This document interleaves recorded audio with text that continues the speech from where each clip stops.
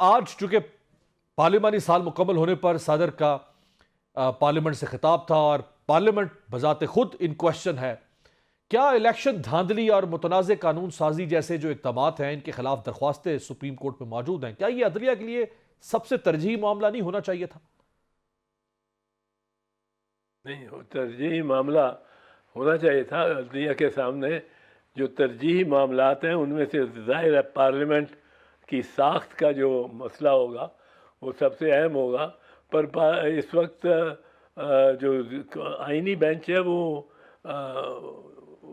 एक तरह से फंस गया है। पहले जैसे जो केसेस हुए थे फौजी अदालतों को चैलेंज किया गया था और एनफोर्स डिसअपीयरेंसेस को भी गुमशुदगियों को भी चैलेंज जो किया गया था, वो भी अहम केस हैं बड़े पाकिस्तान के लिए और उन पे समाअत हो रही है।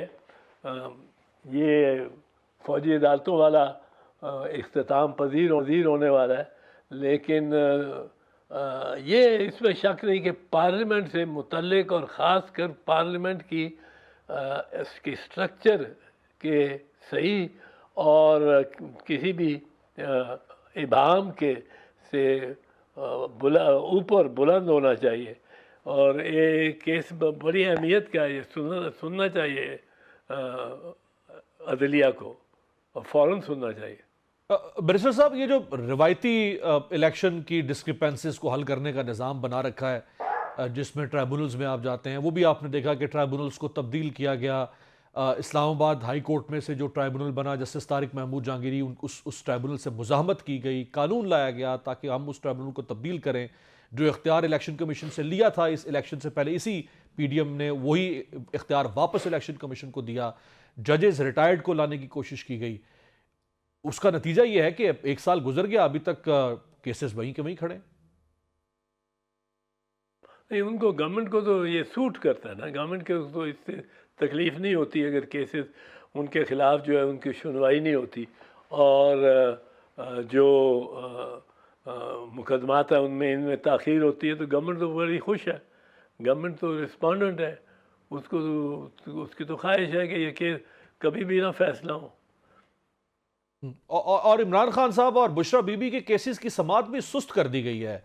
ख़ास तौर पे जिस केस में इमरान खान साहब को इस्लामाबाद हाई कोर्ट से बरी किया गया, justice Aamir Farooq chief justice थे, जस्टिस मियां गुल हसन औरंगज़ेब, उस बेंच ने एक मुख्तसर फैसला सुनाया। बाद में दोनों जजेस अब सुप्रीम कोर्ट जा चुके हैं। अब उस फैसले की क्या हैसियत रहेगी? क्या दोबारा से केस सुना जाएगा? क्योंकि तफसीली फैसला तो साथ ही आना चाहिए था जो नहीं आ सका।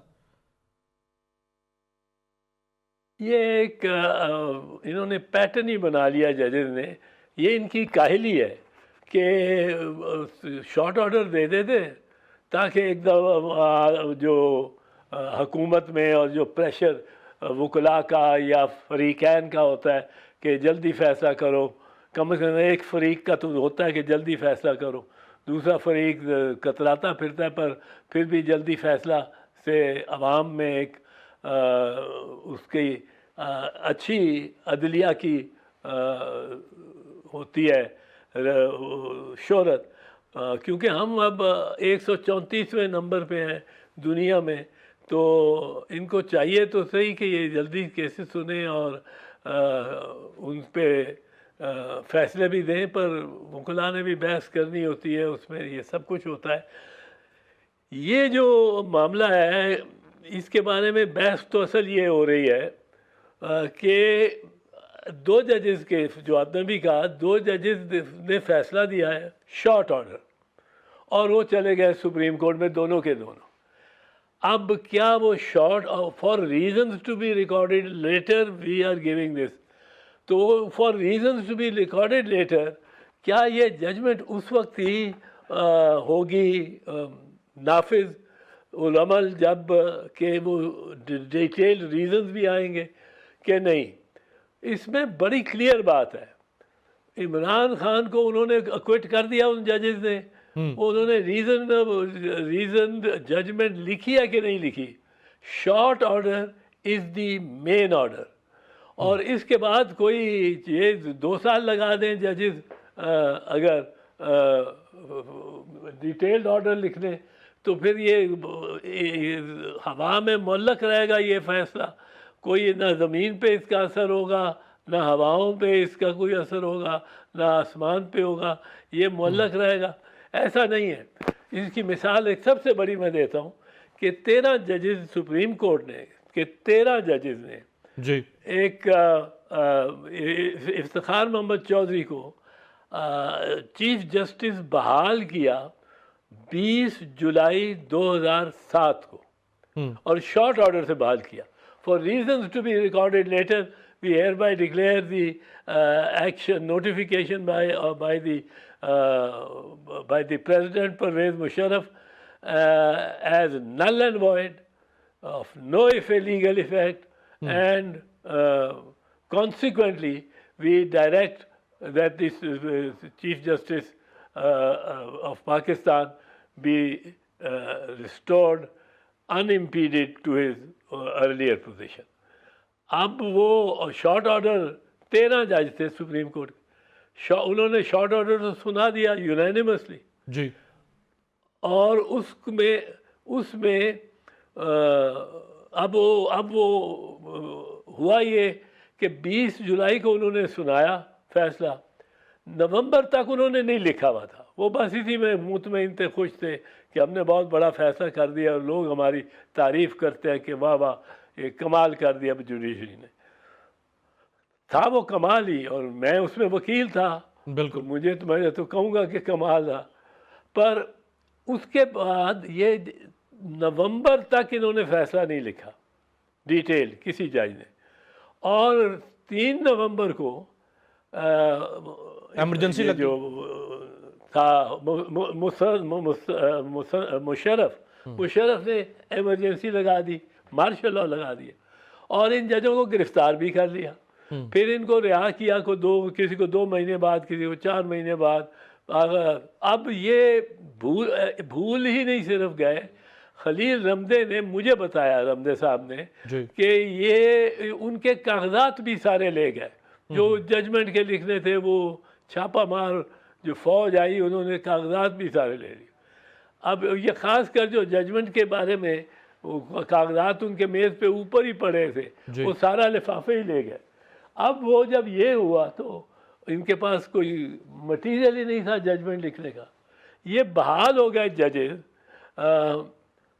ये बहाल हुए 22 मार्च 2009 को।